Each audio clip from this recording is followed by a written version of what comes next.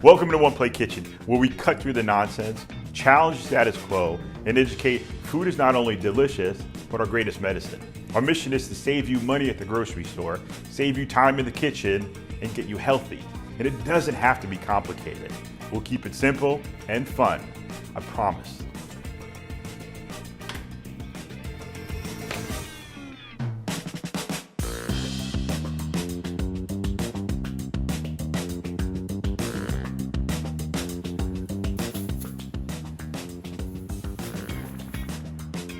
Doesn't necessarily need to be organic rosemary, but this is what we got.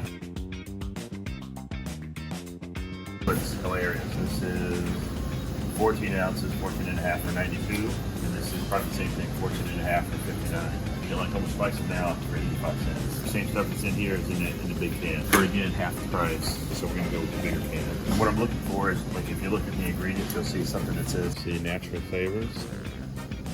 Citric acid is normal. And natural flavor is like code name for the chemical process. It's all about saving money. There's just a little extra work. The cooking process is totally different when you get something with skin on, because obviously we want to make skin crunchy and crispy. So we'll show you how to deal with that when we get back to the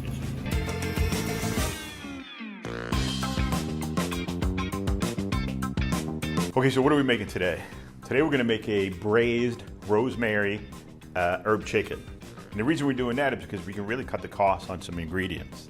What we have here is fresh rosemary, which again is huge in antioxidant power. We have some green onions. We have a stewed tomato. Now, if you want to use canned tomato or fresh tomato, totally up to you. I like canned tomato because the price is a little bit cheaper and it speeds up in the cooking process. We have potatoes that we're going to use, and then we have a regular onion. Now again, we're using chicken. Now when we went to the store to buy chicken today, we had only one option. You know, in these times, and everybody's buying everything, so the stores are pretty limited. So we only had one option to buy, which is fine. So we had a bone-in, skin-on chicken. Now normally I wouldn't want to use this for this type of dish, only because the skin is on, I'm gonna braise it. It's gonna be real rubbery chicken. So what we had to do is just break it down. Now to break it down, it's real easy. Now, if I was gonna use this for another application where I was gonna roast it, and then I would definitely leave this in just like that because I wanted a crispy skin. But because I'm gonna braise it, I wanna take this skin off. So to take it off, it's real easy. Now the reason I don't mind taking this off, I don't mind doing some of the butchering myself, is because it's much cheaper. Either I, spend the time and do this work, or I pay for the butcher over there to do it. I'd rather do it myself and just save some time. Now you see this line right here. Everybody's like kind of scared to break down chicken or how to break it down, but it kind of has a diagram of where it wants you to cut. You see this fat line right here? That fat line is where we want to kind of follow, and the bone is right there. So we're just going to kind of slice through there, all the way through. And again, if you don't get it the first time, that's fine. The only thing I'd want you to do is keep your fingers, where they are. I don't want you to cut any fingers off. So we're just going to slice up right there. We get that. Now I want you to grab it by the top of the bone and just use your knife and just scrape down. And we want to get all that meat off of it. So scrape down. Now when you get to here, what's going to happen is you're going to have the kneecap. The kneecap is pretty big around here, so all we're going to do is just cut right around it. So I don't want you to have any cartilage in there because again it's kind of chewy. So we just have it like this. Now again, I'm not throwing this away. This is all money that I want to keep. What I'm going to do with that is I'm going to save these, put them in a bag, and freeze them. So when I go to make my own chicken stock, I have a ton of bones ready to go. Now with this, all I'm going to do is just take this. Again, there's no set size you want to be. You just want them to be around the same size. So we're just going to cut these up, and just add it to the chicken that we already have here. Now before I go any further, I want to clean up my mess because again, I don't want anybody to get sick with cross-contamination. So I'll be right back. Okay, so one of the things that I love to do when we start cooking is to make sure we kind of time things out so everything finishes at the same time. So one of the things that we have to start with first is these potatoes. But what we want to make sure is they're all about the same size. So if you take these two or even these three and try to cook them, obviously this one's going to be overcooked before this one is halfway done. So to fix that, all we're going to do is just kind of cut this in half.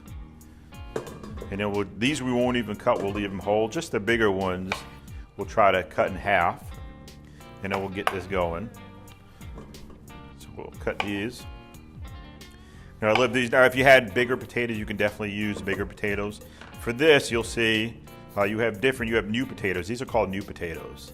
So they're a little bit softer than like a russet or an Idaho potato. And we'll talk about those because that's a discussion all in itself later on.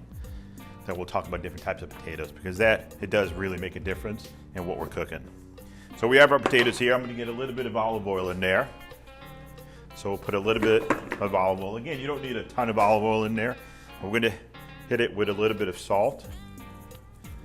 And you're wondering why I have green salt and I have a little bit of freshly ground black pepper.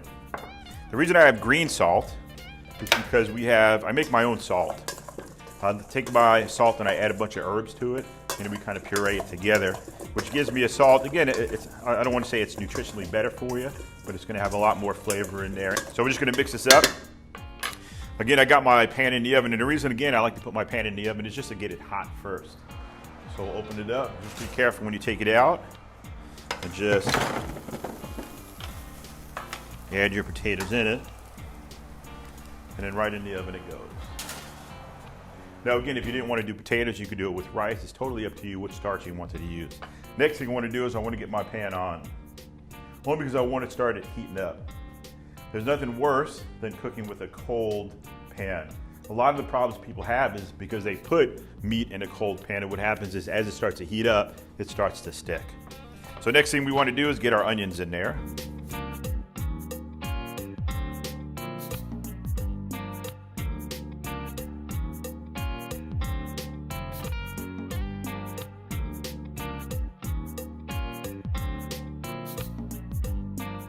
So again, these don't have to be perfect little dice. You can see the way I cut it is a little bit different than normal too. There's no rules for this, and this is one of these things that I don't want you to spend a lot of time in the kitchen. I want to get you in and out as quick as possible. So we just want to get that going. We got the pan on again. How much olive oil do I need in there? I only need about a tablespoon. So why a tablespoon?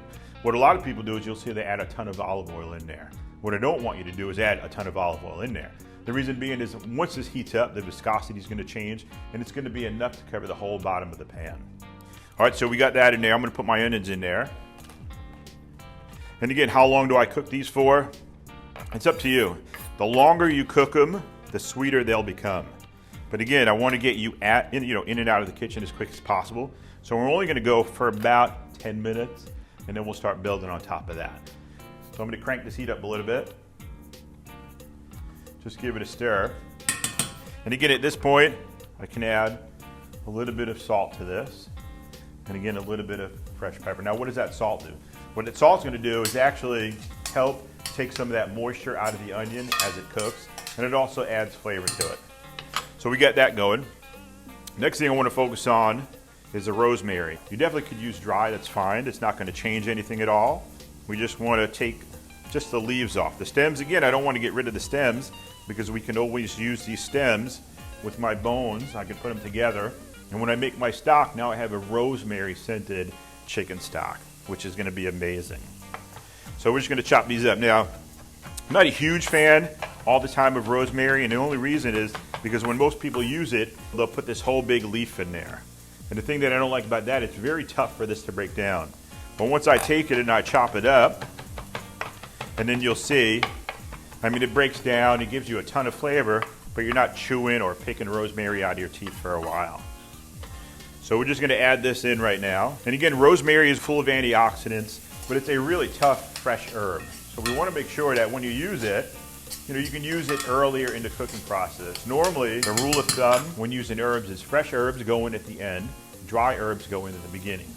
Rosemary is kind of that exception to the rule where you can get it in there kind of early. So I wish you could smell it because it smells amazing. At this point, now I'm going to add chicken.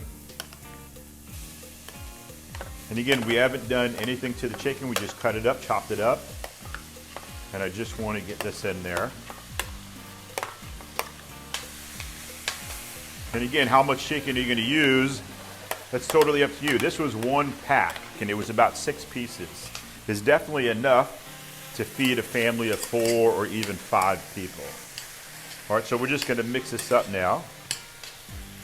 Be careful with flying onion pieces going all over. So we mix it up. Now there's 2 ways you can do this recipe. Now we can easily take this recipe and sear the chicken off. What that does is it gives that chicken just a little bit more flavor. But since we want to get in and out of the kitchen as quick as possible, we just want to take it and kind of add it all together. So from this point, what I'm going to do is just let it simmer a little bit. I want to season it up, so again, I'm going to take some of my herb salt and just put it in there. How much do you need? You don't need a lot. And again, some fresh black pepper. Now, if you could smell it, you'd be able to smell like the black pepper. We use fresh black pepper. Now, why do I keep on saying fresh black pepper? The reason is when you go buy the stuff that's already pre-ground, it really has no flavor. When you grind it fresh, it has all that oil and all that flavor in there. That's what we want to use as much as possible. A lot of that flavor. And you'll see it gets a little spicy if you use too much of it, but it adds a really nice depth of flavor to it as it cooks. So at this point, I'm going to add one of our last ingredients, and that's our tomatoes. Now again, this is going to be our braising liquid. So I'm just going to add that in. Now how much do you need? Again, you don't need a lot. We don't want this thing swimming in the sauce, but we want to just cover it nicely where it's going to just start to do its thing. So we'll give it a stir, make sure it's all incorporated.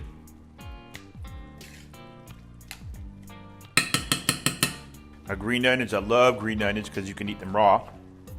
The great thing about them is that they're loaded with vitamins A and C, which is great for you, and they give the whole entire dish like an amazing flavor at the end, a very, very fresh flavor. So if you didn't have green onion, could you use chives? You could definitely use chives. If you didn't have chives, could you just omit it completely? You can definitely omit it. It's totally up to you. So we're just going to let this go. I'm going to put a lid on top of this, let it go for about 10 to 12 minutes, and I'll be right back.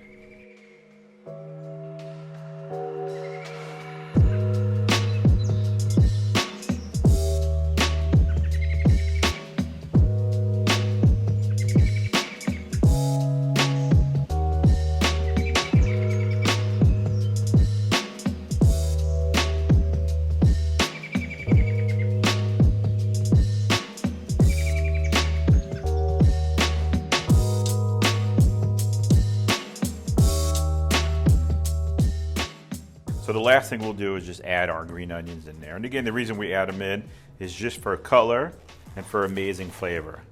Now again, if we were in the restaurant business, I mean, there's different sizes and shapes that we want to do. Here, I just want you to cut it and just get it in there, so it doesn't really matter. So we're just going to cut that up. Then I want to get all these and just get it into our chicken. I'm just going to kind of get it in here. And again, just give it a stir.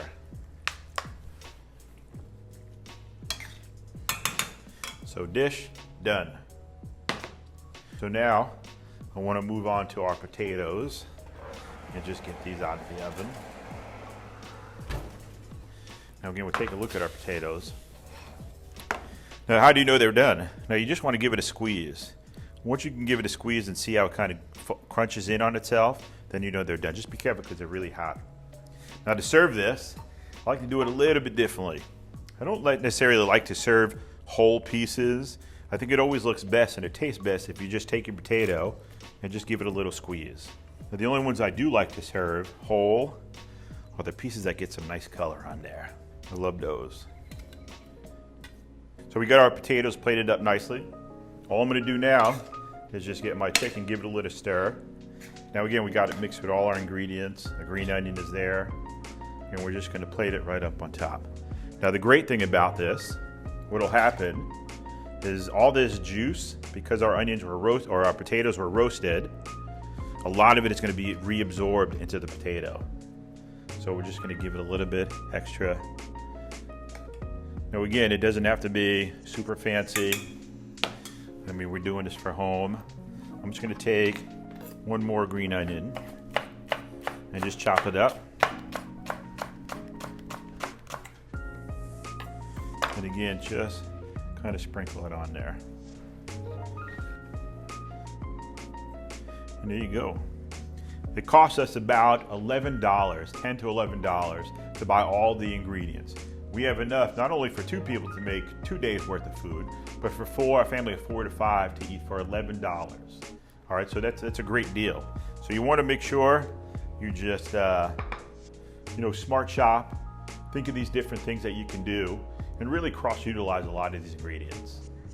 So there you go, 4 to 5 dinners for under $11. So we're saving you time, saving you money, keeping you healthy, 1 plate at a time. See ya.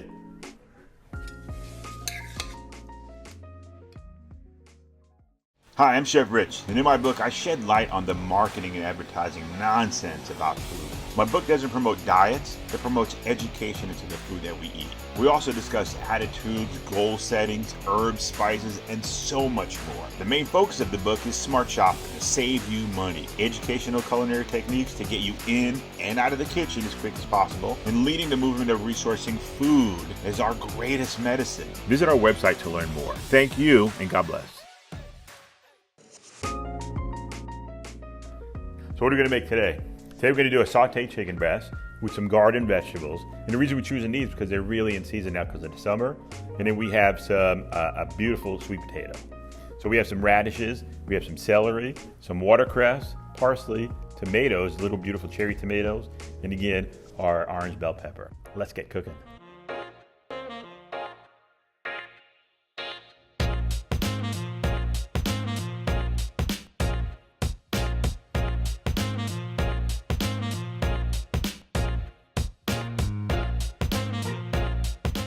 So the first thing I want to do is I'm going to start on these sweet potatoes. I really like sweet potatoes. And what a lot of people don't know is there's more than just like orange sweet potatoes.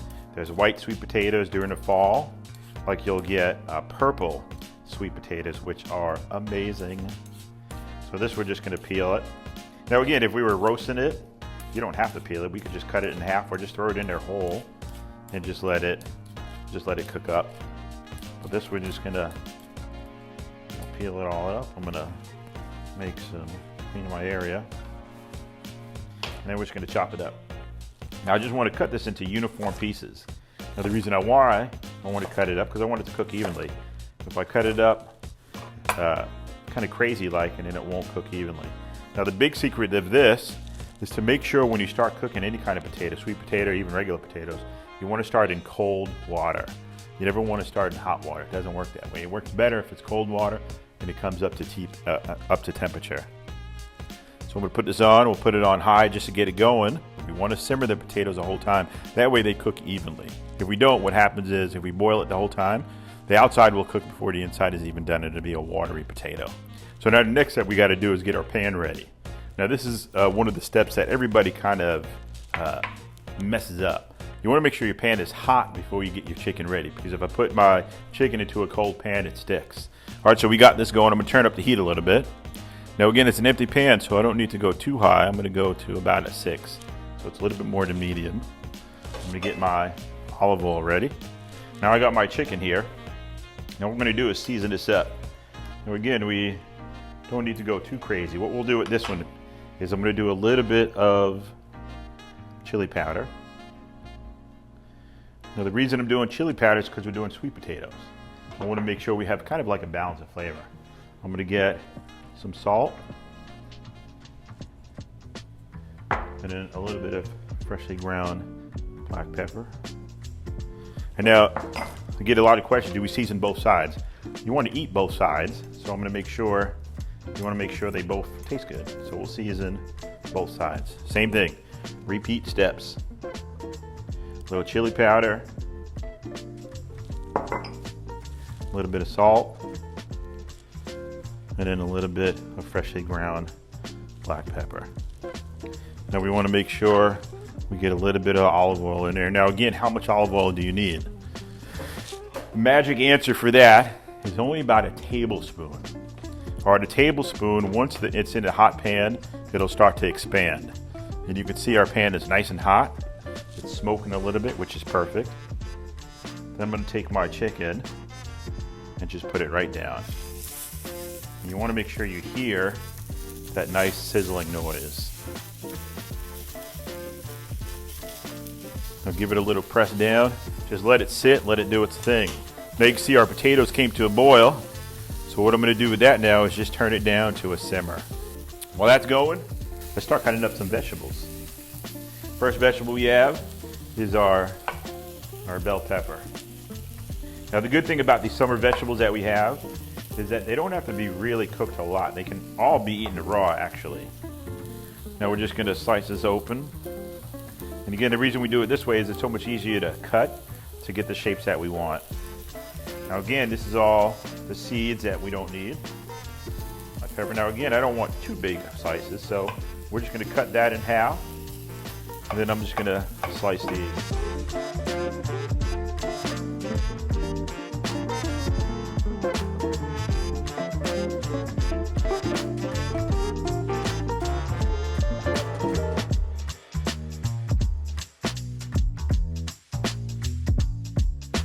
Now again, just nice and easy, just get ready to flip it right over, and you can see that you don't need a non-stick pan. It comes right up, 1, 2, 3, easy. So I'm just gonna put my peppers over here. Next thing I'm gonna cut up is gonna be my celery. So again, celery can be cut up any way you want. And again, the great thing about these vegetables is you don't really have to cook these at all. So we're just going to cut this on a nice angle. And again, the angles just look better in the plate. We're going to save those leaves for later because they make amazing herbs to put in salt or to put like in other dishes.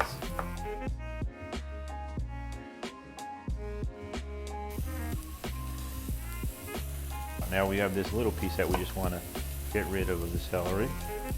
I'm going to check out my chicken. Nothing sticking to the pan at all. We can just give it one more flip over. And then our chicken is pretty much done. And then these radishes, you can cut them however you want. If you just want to do like little dial pieces, you can do them like that. Cut them thin if you want. It's up to you. I mean, again, there's no right or wrong way for this. You know, just cut them up however you like. And then we have some beautiful cherry tomatoes that we'll cut up and get these in there. Now these you can leave whole if you wanted to. What I just want to do is I like just to cut them right in half. It releases a lot of the juice that's in there as it cooks. And it makes it a little bit more saucy, which is also nice for the vegetables. It helps cook the vegetables. So we're just going to cut these in half. We'll get these in there. Now our watercress, we don't really need to cut up at all. We can leave those whole. And then our parsley, we're just going to run a knife through there. I don't mind big pieces of parsley because I think they have really nice flavor. But we're going to add this a little bit later. One of the last things we'll add. So that's it, our vegetables are done. So we're going to take our chicken out. We don't want it to overcook. And we're just going to let it sit here. What's amazing is I have this stuff that's stuck to the bottom of the pan. That's where all the flavor is. So what we're going to do now is just add all our vegetables in there. Now you'll see a lot of that moisture from a lot of the vegetables. The peppers will release moisture, the tomatoes will release some moisture. That'll pick up this nice flavor on the bottom, so we don't have to really add anything else. I just want to break up these radishes and make sure they're all in there. And you can see some of the color that it picks up as it cooks in there. So you know that radish is going to have that chicken flavor as well. I also want to keep an eye on my sweet potato and see how it's doing. And again, how do you know if it's ready or if it's not ready? Quickest way to check is just to get one, and you'll just stick your knife right in there. If it goes in easy and comes out easy, it's done. This one is still a little tense or a little firm, so we're just going to let it go a little bit longer. Now at the last minute, we're just going to get our watercress and just kind of sprinkle that in. Now again, that watercress has got like a nice peppery taste to it.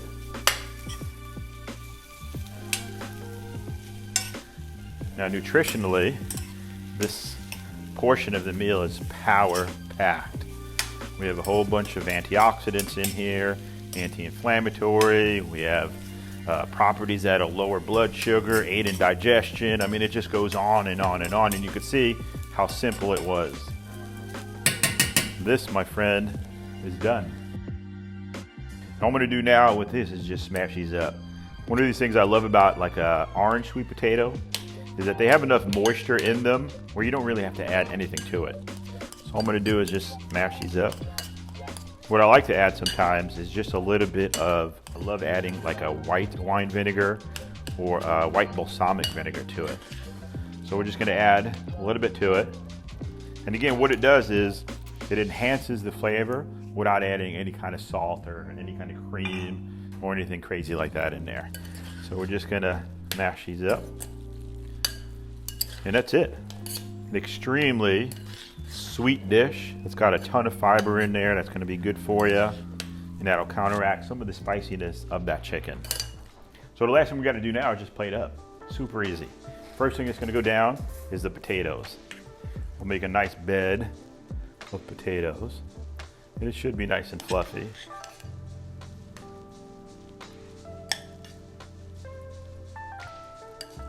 We got a little bit more. I don't like messes. Next thing goes on is our chicken.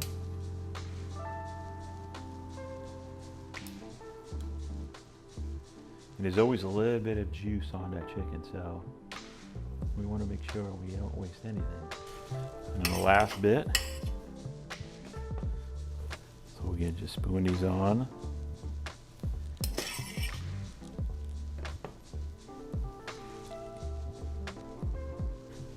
And if you want to get fancy, you can just hit it with a little bit of parsley on top.